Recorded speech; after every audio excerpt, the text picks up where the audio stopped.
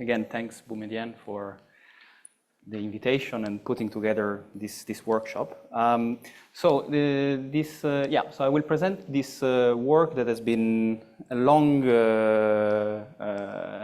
effort with two PhD students, Nicola, who is with me at Imperial College, and Jad, who is in Oxford. And this is essentially the bulk of Nicola's thesis that I have the privilege to present.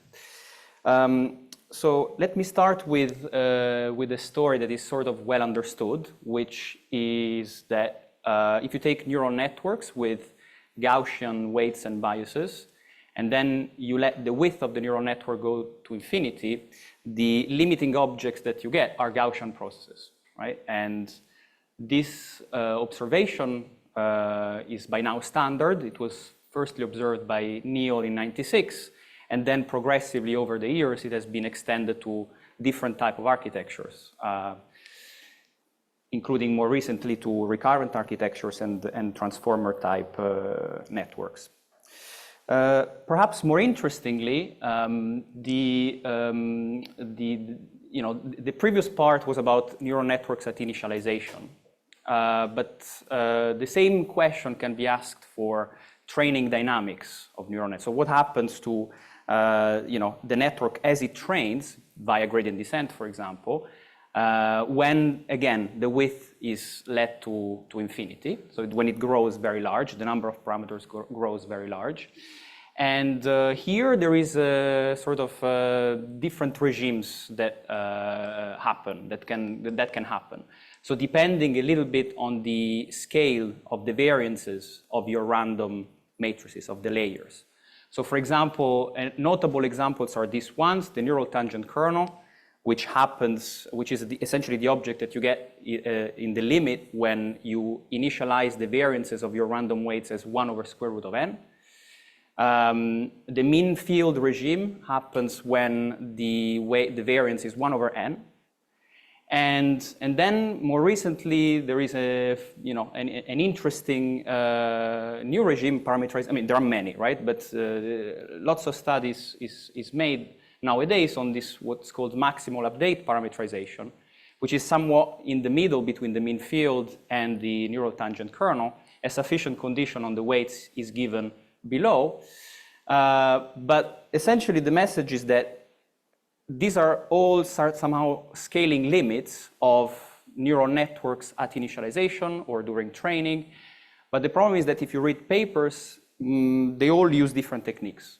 There is not a unified approach that allows you to study these infinite width limits of randomly initialized or randomly trained neural networks as their size grows to infinity. Okay? And so the goal is an ambitious goal that we set ourselves, which is somehow to find a language or a methodology at least that allows to find all of these results with relative ease using the same approach. And okay, so this is somehow the explanation of the pipeline of all the talk. So it's a sort of spoiler of what comes next. But this is the idea. So the first thing that we do is that we take a neural network and we expand it as a Taylor expansion. Okay, so we expand the neural network as a Taylor expansion, but this Taylor expansion is done in such a way that the nonlinear activation functions and the random weights are disentangled. Okay, so you get the coefficients of your Taylor expansions are something that depends on the activation function and their derivatives evaluated at the initial deterministic point. And the monomials of this Taylor expansion are random graphs, or are rather random multilinear maps what we identified with graphs. And this will come later on.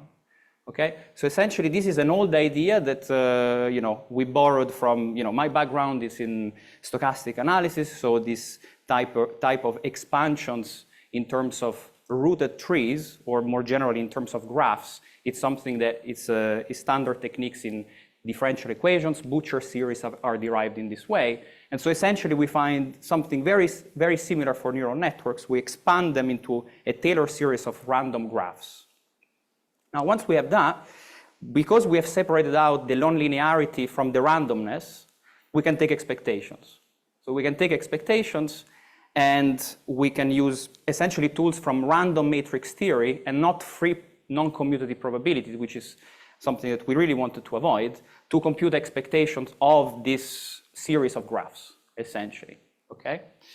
And now to compute expectations of a random graphs, it turns out that there is a beautiful way of that, again, we borrowed from random matrix theory, which embeds a graph into a surface, and computing an expectation boils down to counting the number of faces of vertices and the number of holes that you have in this oriented surface. I will explain that later on.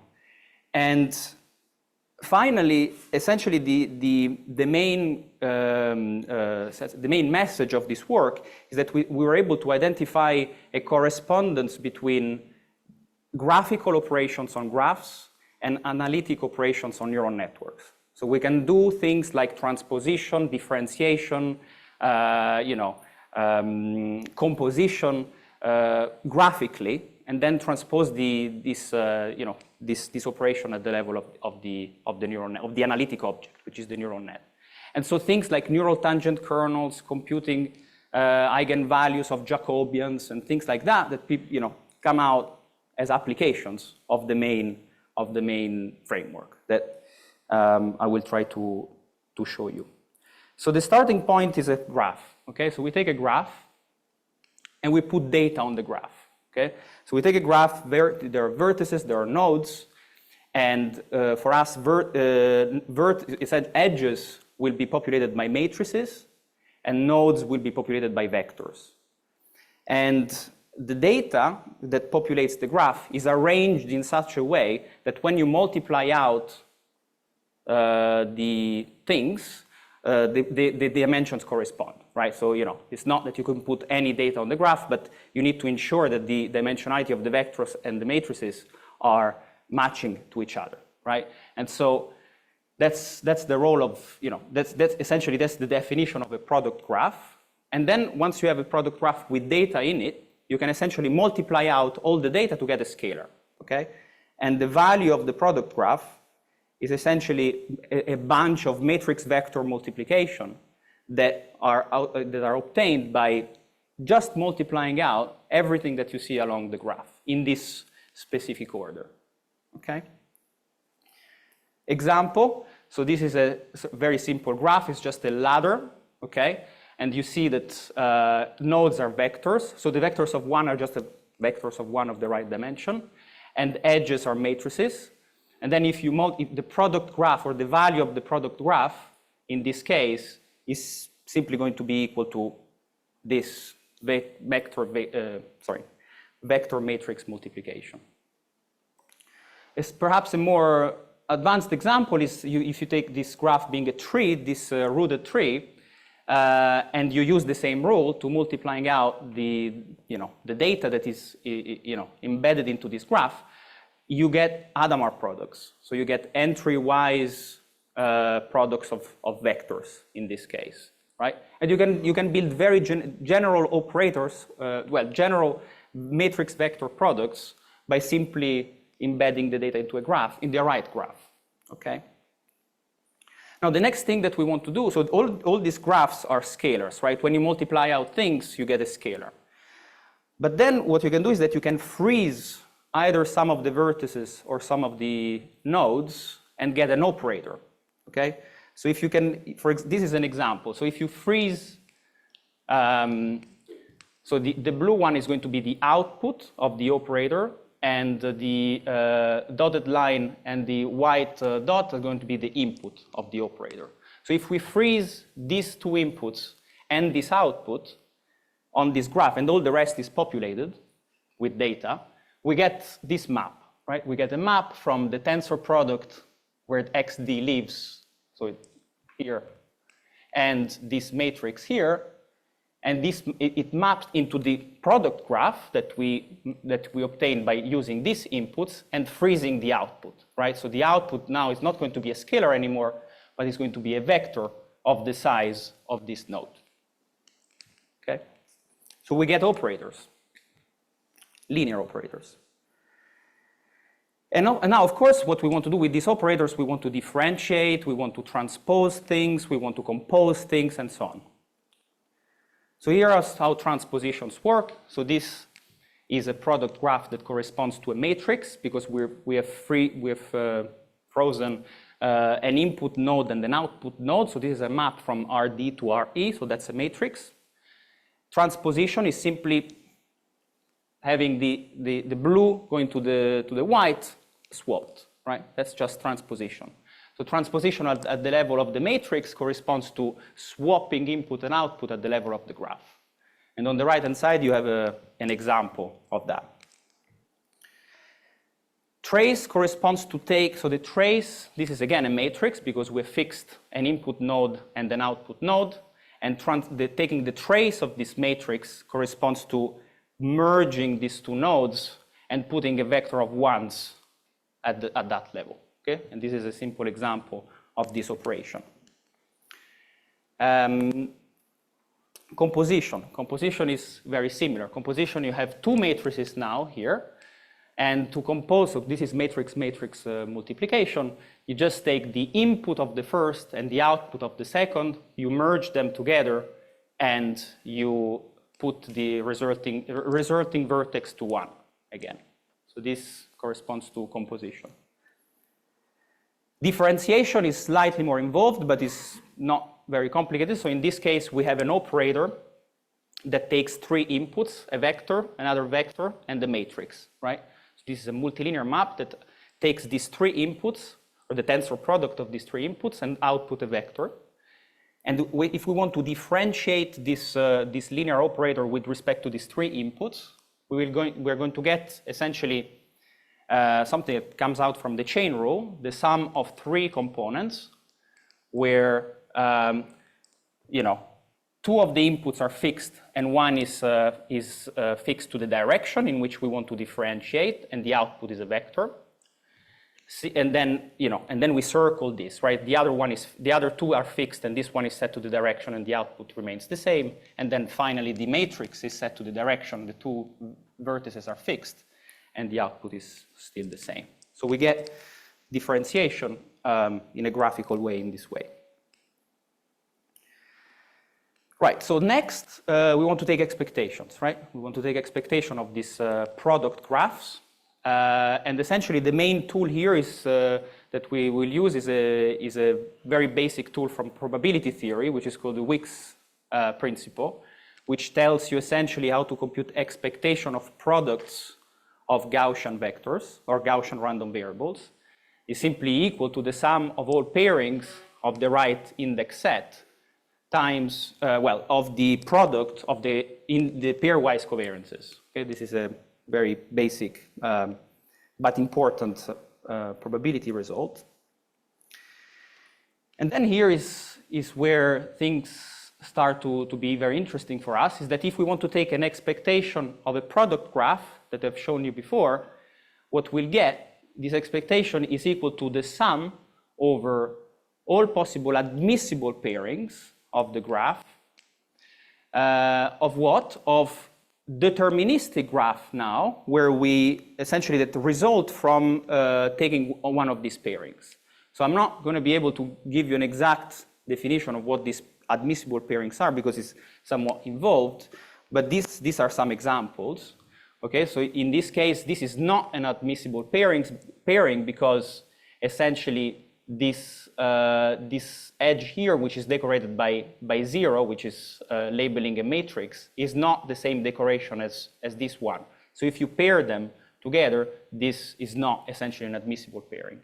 This one is, okay, because, okay, I'm not going to give you all the details, but this one is, and when you fold the graph into, you merge the edges that have been paired together, you get something like this, that now this is a graph. It's a deterministic graph that corresponds to WG of this pairing phi. So we can compute expectations in this way. And now, okay, so okay, so now the individual component of this sum in this expectation can be shown very easily to be of this form, okay? So it's going to be equal to sigma g, which is essentially a parameter that depends on the variances of your random weights. N, which is the width, N is the width that is common to all the random matrices in the graph, to the power the number of vertices of this graph, G phi, that comes out of this pairing, okay? So all we need to do is essentially count the number of vertices of this new graph, okay? And this is hard. Count the number of vertices of this complicated graph that comes out of this pairing is hard. And here is where the somehow the topology, topological graph theory comes in. So, as I said before, there are standard ways of embedding a graph into an orientable surface, okay? And then you can use Euler characteristic formula that relates the number of vertices to the number of edges, to the number of faces, and to the genus, which is just the number of holes of your graph. And you can use this formula to count the number of vertices, okay? In a visual way.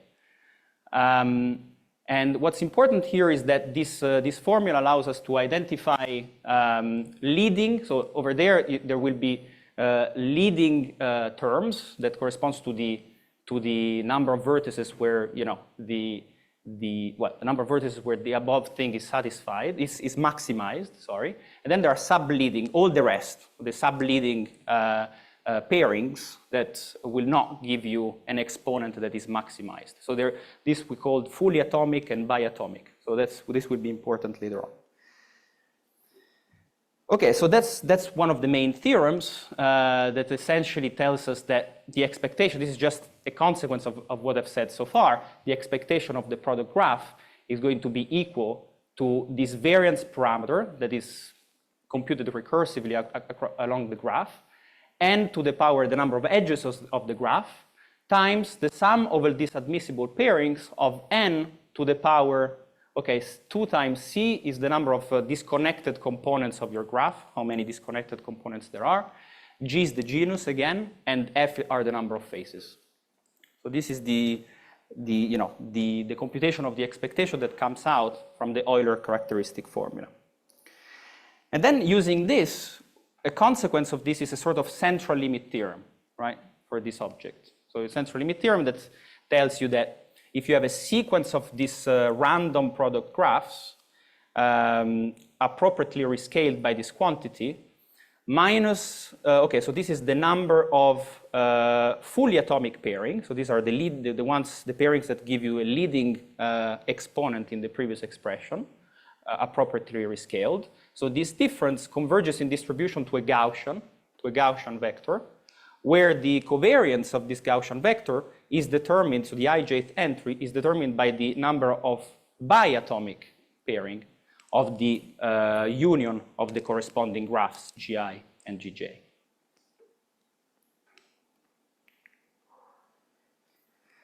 Okay, so final point is that, okay, now you take your neural network, you expand it as a Taylor expansion where the monomials are these product graphs, and then you take expectations. And you can use random matrix theory results that I've shown you before to compute this. And there is no need for non-commutative free probability arguments that usually people use because they're not able to disentangle the nonlinearity from the linear random part. And again, this is quite reminiscent of Runge-Kutta methods for ODEs and stochastic Runge-Kutta methods for RDs and so on. So these are applications. Now these are known results that come out from the, these are half a page proofs to prove these results. If you take a neural net with some, with random weights that satisfy some assumptions, appropriate assumptions, then it converges. You get a convergence in distribution of the finite dimensional distributions to a Gaussian process, where the kernel is a data-dependent kernel that satisfies this recursive relation. This is a classical result, GP result that that comes out, as a half a page proof from the previous pipeline. So this is not new, right? So this is not a new result. The proof is new, but not the result. Now, the neural tangent kernel. So neural tangent kernel, I'm not going to give you the motivation of why this is important, but it is. It is defined in this way. So it's the sum over all the layers of your neural net of a rescaled inner product of the derivatives of your neural net, derivatives with respect to the weights at each layer L. And so now essentially the idea is to say, okay, now I have an inner product of derivatives of my neural nets with respect to weights. Well, I can just use the basic operations that I've shown you before, which are, what do you need? You need derivatives, you need transpose, and you need this composition of maps to find a Taylor expansion of this object, of this matrix, in terms of these rooted trees, some factor, and my product graphs that have been obtained using the basic operations that I've shown you before. And now again, you can just compute expectation, right? So you can just compute expectation and use the central limit theorem that I've mentioned before to show that this neural tangent kernel now converges in L2. So this is actually a new result. The limiting object is not new. We knew it. So it's an operator that satisfies this, again, this recursive relation. But the convergence in L2 is new. Usually the convergence that people knew up until now was in probability, but we have an L2 convergence. But again, this is not very exciting in some sense because this is already a known result. But let me show you something that is not known and comes out as easily as the others from this pipeline. So if you want to avoid things like exploding gradients or vanishing gradients in neural networks, an important object to consider is the input-output Jacobian, so the Jacobian of the net with respect to the input. And so something that people look at and study and analyze is what is called the empirical spectral distribution of this Jacobian, which is essentially just the empirical measure centered at the eigenvalue of the Jacobian times Jacobian transpose, so the singular values, right, of the Jacobian. And so what we want to do is that you want to understand you want to understand this measure. You want to understand, and by understanding this measure, we can say we can try to understand its moments. Okay, so you can take trace of the Jacobian transpose to the K. This is the essential object that you would like to understand, this random variable. Now, once again, this is just something that we can do, right? Because the Jacobian is derivatives, transpose we know how to handle, trace we know how to handle. So again, this is just an expansion in terms of rooted trees of these product graphs obtained using the operations that I've mentioned before. And now this is a new result, so let me show you the non-scary part, which is this. So if you take this, the empirical measure centered at the singular values of the Jacobian, well, we can show that it converges to a probability measure that we can fully characterize. And fully characterize, it means that we can identify its moments of any order. Okay, they are governed by some recursive relations that are written down that I could explain, but I don't think I will have time to go into the details. But the point is that it's fully characterized. And this is actually new. So people up until now, they knew about the first two moments of this limiting distribution, but they didn't know about the actual distribution. Whilst again, with this type of Taylor expansion approach, well, we get all the moments. And so the paper is on arXiv. This week we're trying to push to do it this week before this talk. So here is the reminder of the title, and that's the end of the talk. Thanks.